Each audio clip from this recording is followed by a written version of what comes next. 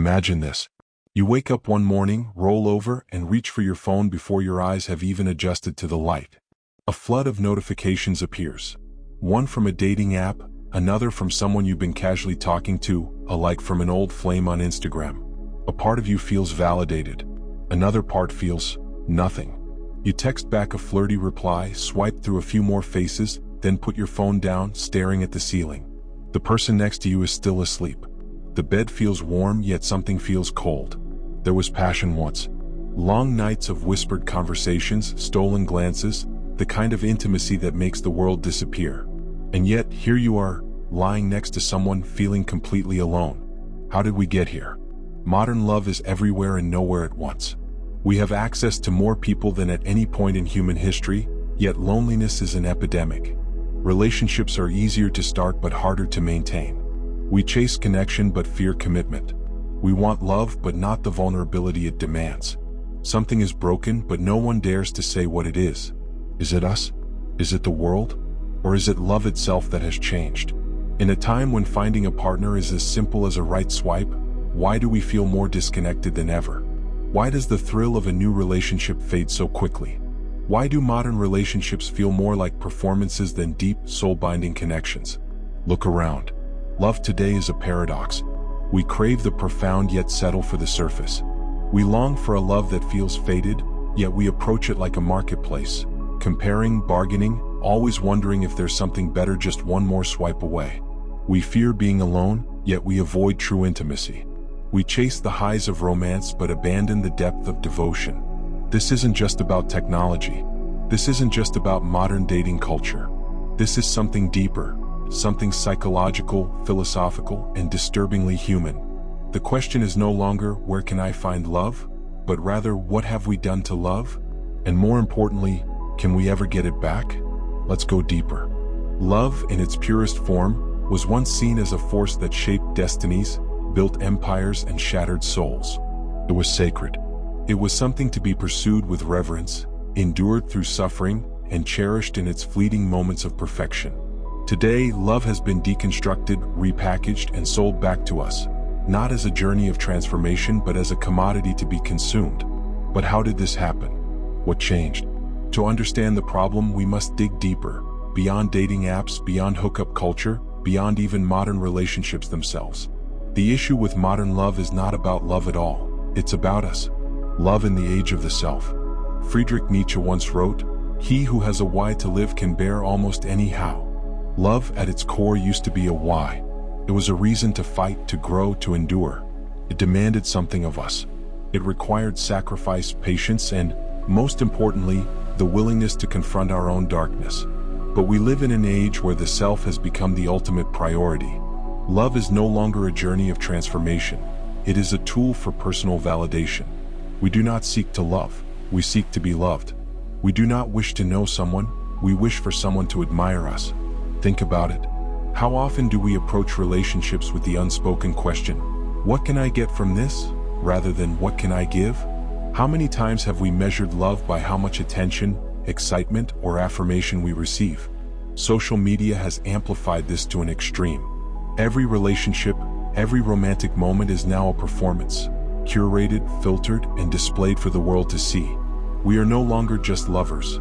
We are actors in an endless play where the audience determines our worth. And in that performance, something real is lost. Carl Jung warned of this over a century ago.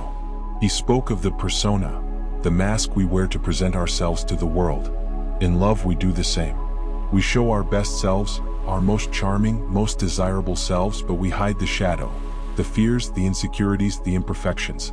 And when the illusion cracks, when reality seeps through, we feel disappointed. Not because love failed, but because we were never truly known to begin with. How can there be real intimacy when we are too afraid to be seen? Choice overload. When everything is possible, nothing feels valuable. Aldous Huxley, in Brave New World, imagined a society where pleasure was abundant, but meaning was lost. A world where people were distracted by endless gratification, unable to feel the weight of anything real. Does that sound familiar? Today we have more romantic choices than ever before. With a few taps on a screen, we can browse through hundreds, even thousands of potential partners. If one disappoints us, another is waiting just a message away. This illusion of infinite choice has changed the way we see love. Why commit when something better might be out there? Why invest deeply when detachment is easier? Why endure the discomfort of growth when escape is always an option? Psychologists call this choice overload, when too many options lead not to satisfaction, but to paralysis and dissatisfaction. The more choices we have, the harder it becomes to value any one of them. The paradox of modern love is that by making relationships easier to find, we have made them harder to keep. Love requires risk. It requires the courage to close doors, to choose one person fully, and to accept imperfection. But in a world where every door seems open, making a choice feels like a loss rather than a gain. And so, we drift, from person to person, experience to experience, chasing the idea of love but never fully grasping it. Love without struggle is love without depth. Arthur Schopenhauer described love as nature's trick, a force designed to pull people together not for their happiness but for the survival of the species. He saw love as a deep, often painful force, one that demanded suffering as its price. But today we fear suffering more than anything. We want the highs of love without the lows. We want passion without pain, intimacy without vulnerability, commitment without sacrifice. Yet, the greatest love stories in history were born out of struggle. Romeo and Juliet defied their families. Orpheus journeyed to the underworld for Eurydice. Even in real life, the couples who endure are the ones who choose to fight for love, rather than abandon it at the first sign of discomfort. But in a world of instant gratification, struggle feels unnecessary. We have been taught that love should be effortless, that the right person will just know, that if a relationship is hard, it's not meant to be. But this is a lie, one that has robbed us of the kind of love that transforms us. Because the truth is, love without struggle is love without depth. The illusion of love versus the reality of love. So what are we left with? A world where love is mistaken for desire, where relationships are confused with transactions, where people are disposable and commitment feels like a burden. But the deeper problem is this: we do not truly want love. We want the idea of love. We want the grand moments, the cinematic kisses, the intoxicating infatuation. But we do not want the slow, unglamorous work of building something real. We want the fairy tale but not the reality. And so, we continue searching, swiping, fantasizing, forever chasing an illusion.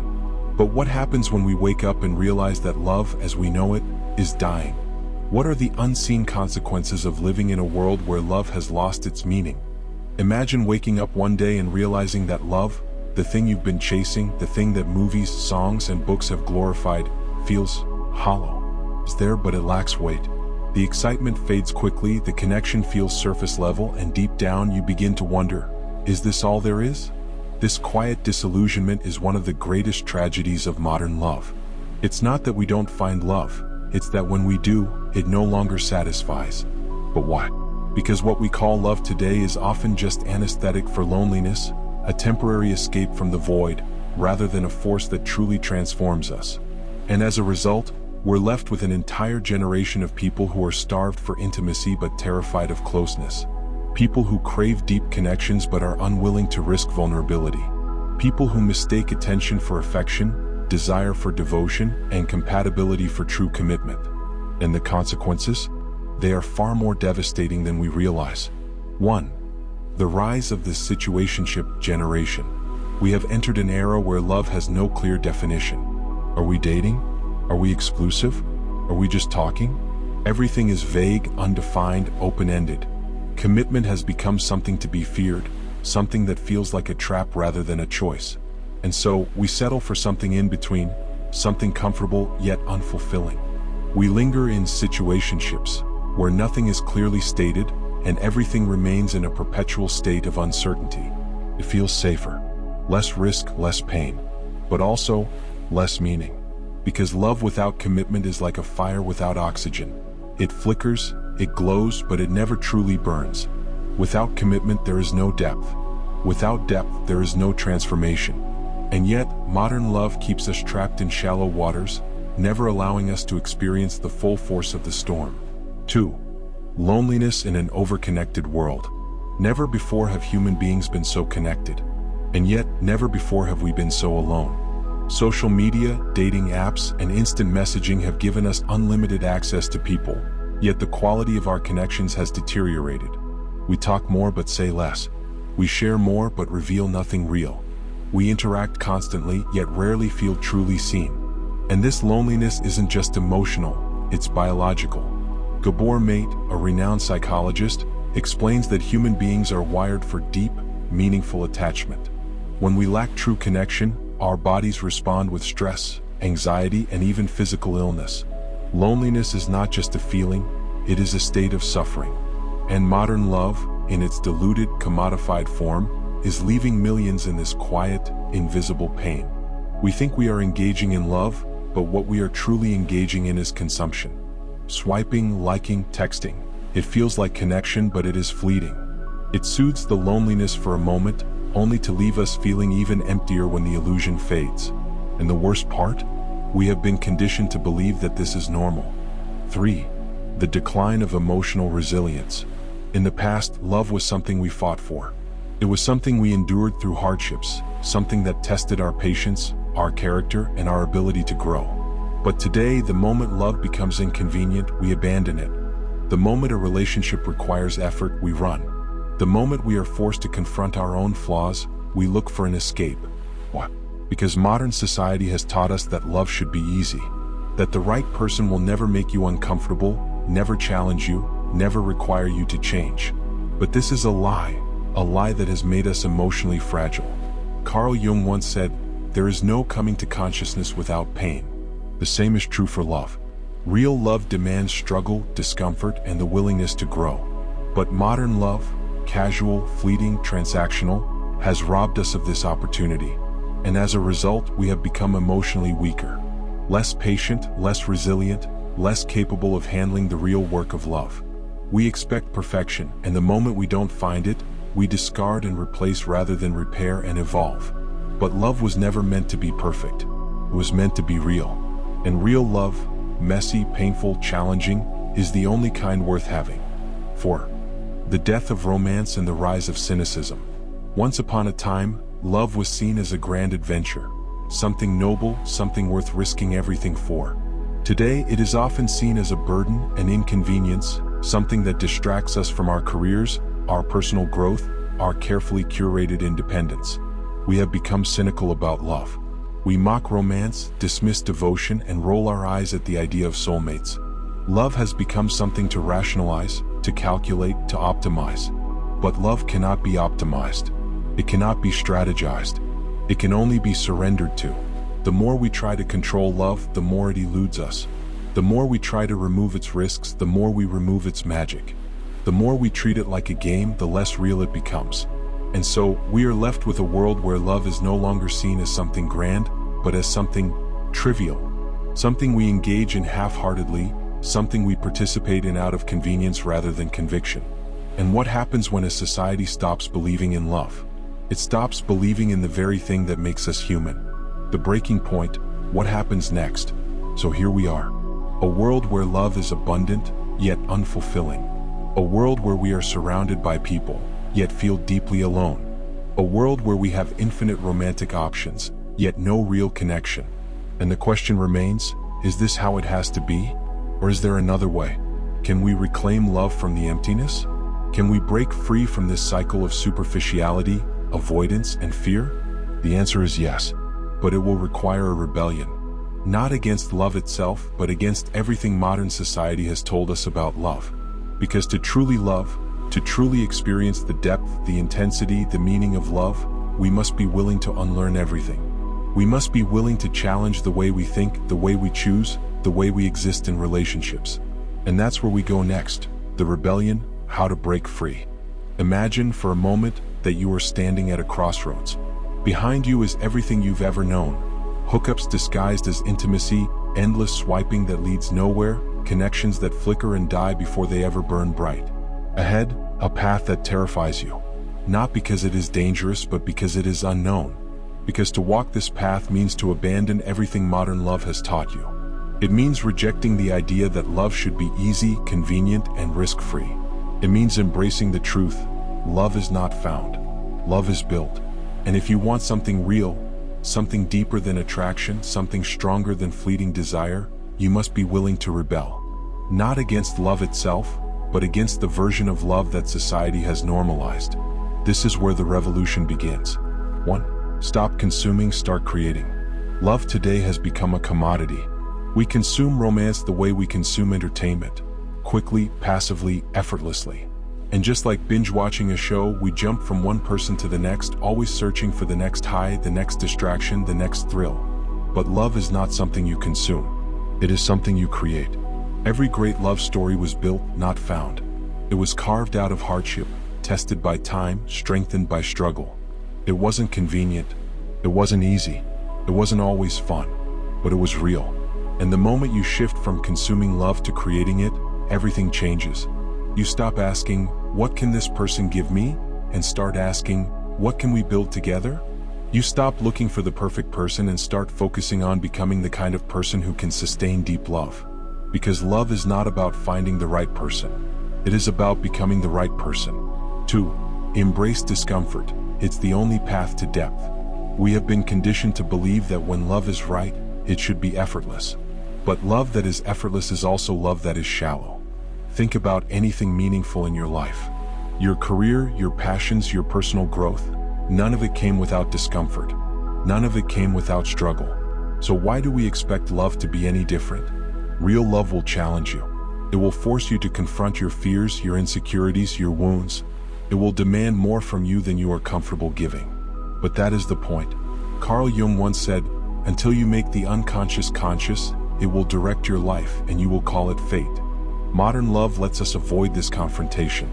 It lets us escape into temporary pleasure, never forcing us to face the deeper parts of ourselves.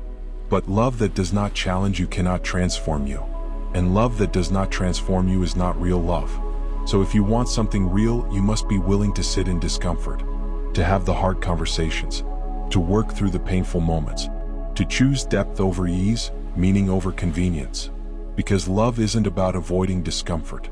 It's about growing through it. 3. Kill the illusion of endless options.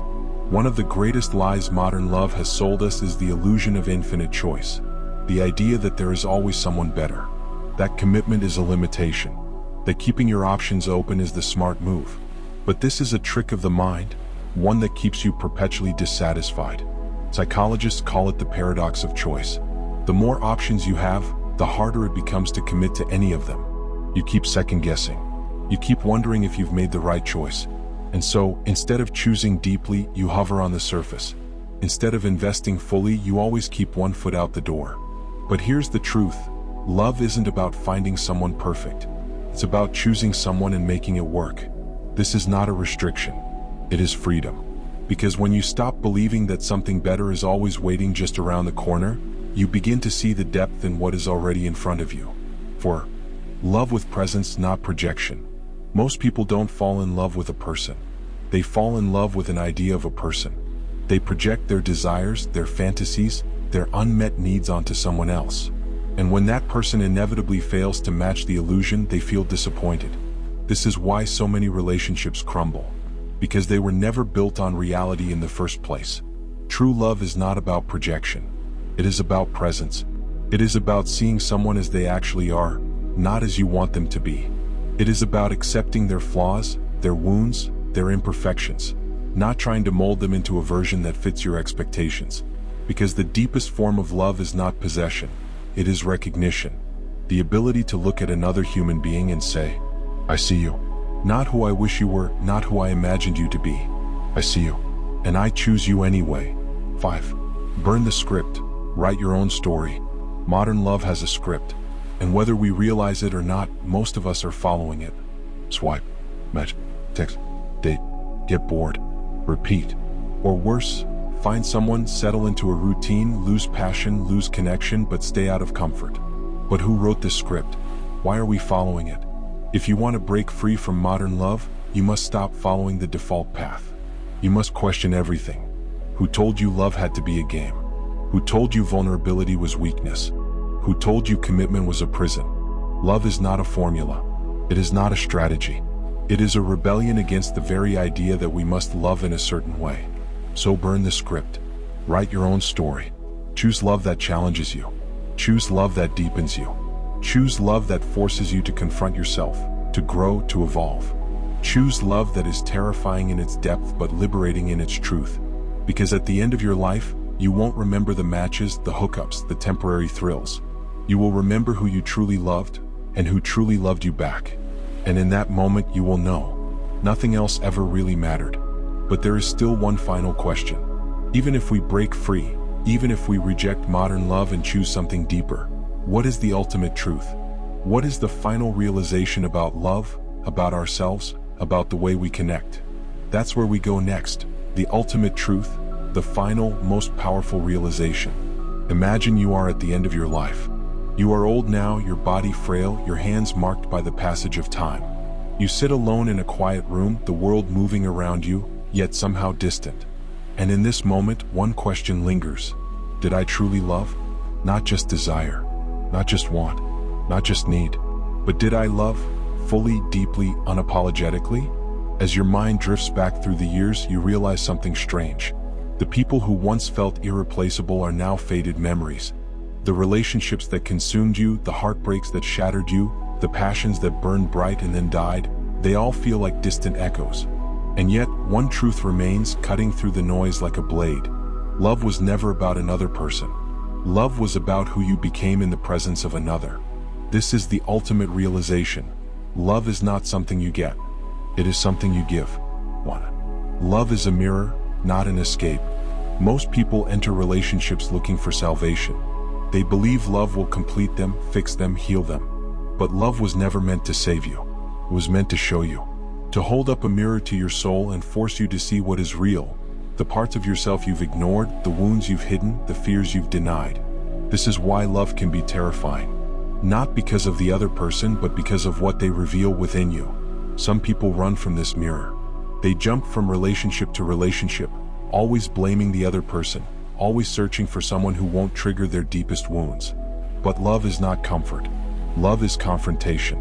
And until you are willing to face yourself, to see yourself as you truly are, you will never experience real love.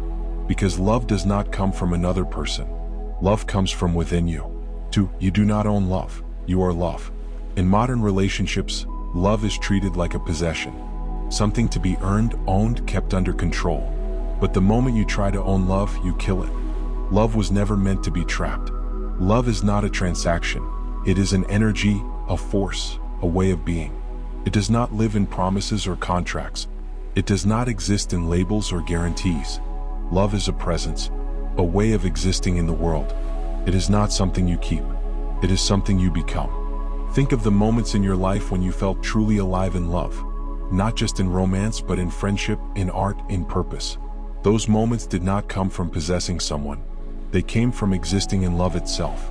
Because love is not found in another. Love is what flows through you when you are unafraid to give yourself fully to life. 3. Love is not about forever, it is about now. We have been told that love must last forever to be real. But this is an illusion. Nothing lasts forever, not people, not emotions, not even the universe itself. So why do we measure love by duration rather than by depth? The truth is, a love that lasts a year but is fully lived is more real than a love that lasts a lifetime but is never truly felt. Love is not about permanence. Love is about presence. It is about showing up fully in each moment, without fear, without hesitation, without needing guarantees. Because love is not about securing a future. Love is about creating a present so full, so rich, so real that even if it ends, it was still worth everything. For love is the ultimate act of surrender. To love is to lose control. And this is why so many people avoid it. We try to control love through strategies, through games, through emotional walls. We try to protect ourselves from the pain of loss, the sting of betrayal, the weight of heartbreak. But real love is the absence of control. It is surrender. Not surrender in weakness, but surrender in trust. It is the courage to love even when you know it might end. It is the bravery to give even when you are not guaranteed anything in return. It is the willingness to let someone truly see you, not just the beautiful parts, but the raw, unfiltered truth of who you are. Because love is not about control. Love is about letting go. 5. The love you seek is already within you. At the deepest level, the final truth is this. You have been searching for love outside of yourself, when it was always within you. The love you crave from another, The validation, the connection, the wholeness is not something someone else can give you. It is something you awaken within yourself. And the irony is, once you realize this, once you stop seeking love as something external, that is when you become truly capable of loving another. Because you are no longer grasping, no longer needing, no longer trying to extract something from someone else. You are simply being. And in that state of being, love flows. Naturally. Effortlessly. Without fear. Not as a need, but as a gift. Because love is not about finding the right person. Love is about becoming the kind of person who can truly love. The final thought. So now, as you sit with this realization, the question is no longer, will I find love? The question is, how will I become love? Because in the end, love was never about them. It was always about you. And when you understand that, when you stop searching, stop grasping, stop fearing, you will see the truth. You were love all along.